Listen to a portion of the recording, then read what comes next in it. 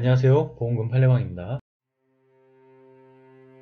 경도 우울 에피소드, 불면증, 양극성 정동장애, 공황장애, 알코올 의존증 병력자가 목을 매기 일주일 전 끈을 준비하거나 유서를 작성하였다면 자살보험금은 면책인지 여부에 대하여 서울중앙지법 2021 가합 580-448호 토대로 명확히 살펴보도록 하겠습니다.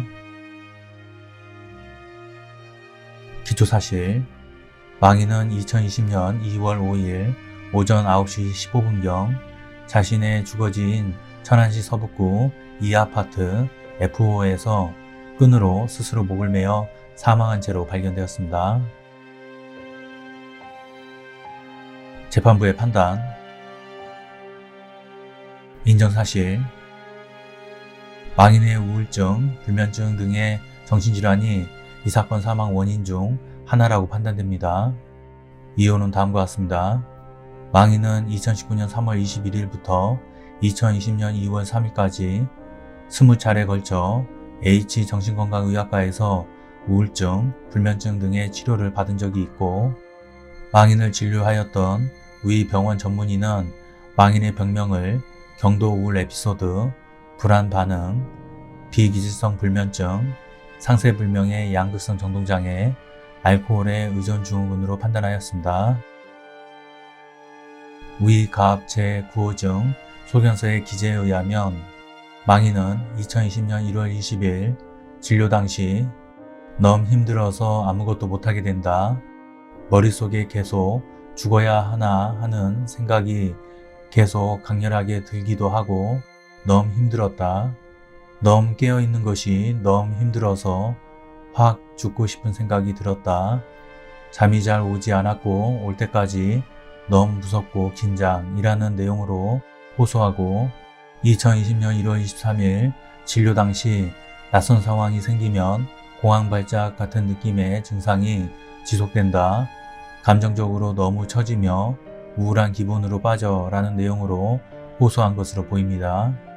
원고는 망인에 대한 변사사건 관련 경찰 조사에서 망인의 사망 전날 망인으로부터 사람들을 만나는 것이 너무 두렵고 무서우며 공황장애로 인해 힘들다는 이야기를 들었다고 진술하였습니다.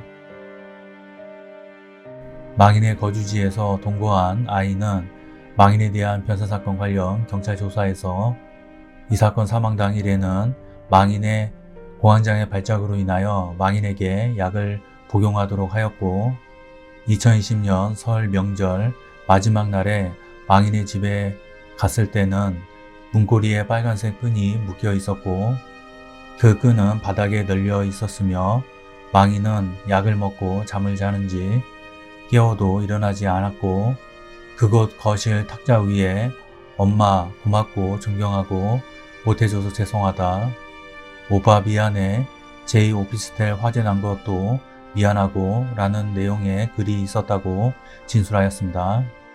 가합 제13호증 의료자문 회신서의 기재에 의하면 정신건강의학과 자문의는 망인의 의무기록이나 정황을 통해 볼 때 우울증의 증상으로서 자살 사고가 악화되어 공황 증상과 함께 약물 및 알코올을 섭취하는 상태에서 충동적으로 자살을 시도한 것으로 보인다고 판단하였습니다. 판단. 이 사건 사망 당시 망인이 극심한 정신질환 등으로 자유로운 의사결정을 할 수 없는 상태였는지 여부. 위 나항의 판단과 같이 망인의 정신질환이 이 사건 사망 원인 중 하나라고 하더라도 원고가 제출한 증거만으로는 이 사건 사망 당시 망인이 극심한 정신질환 등으로 자유로운 의사결정을 할 수 없는 상태에 있었다고 인정하기에 부족하고, 달리 이를 인정할 증거가 없습니다. 상세한 이유는 다음과 같습니다.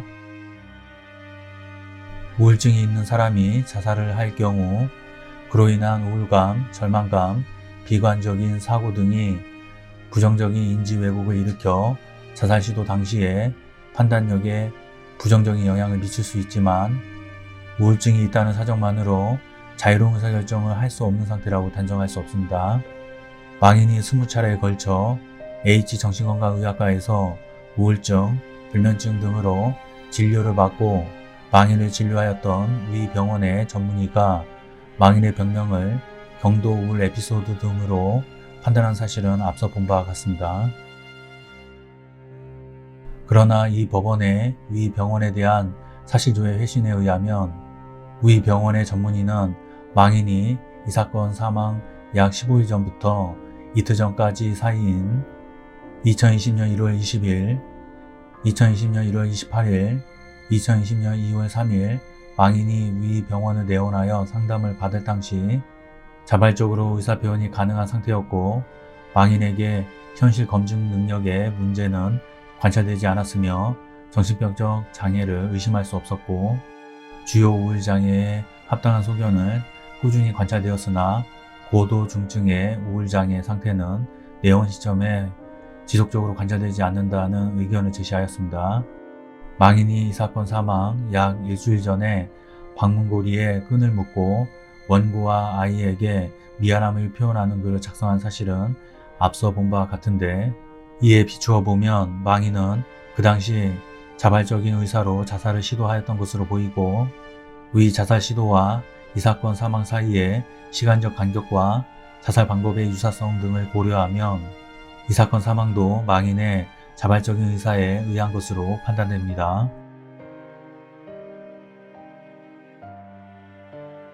을 제1호 중에 2 내사 결과 보고에 기재 을 제1호 중에 11 내지 16 각 현장 사진의 각 영상에 의하면 망인의 자살은 망인이 자살한 방의 맞은편 방에 바깥쪽 문고리에 끈을 묶고 그 끈을 망인이 자살한 방의 문 위로 넘겨 목을 매는 방법으로 이루어진 것으로 추정되는데 끈을 이용하는 방법이 비교적 복잡하여 미리 그 방법을 생각하여 준비해야 했을 것으로 보이는 바 다른 자살 방법과 비교해 볼 때 충동적이거나 돌발적이라고 보기 어렵습니다.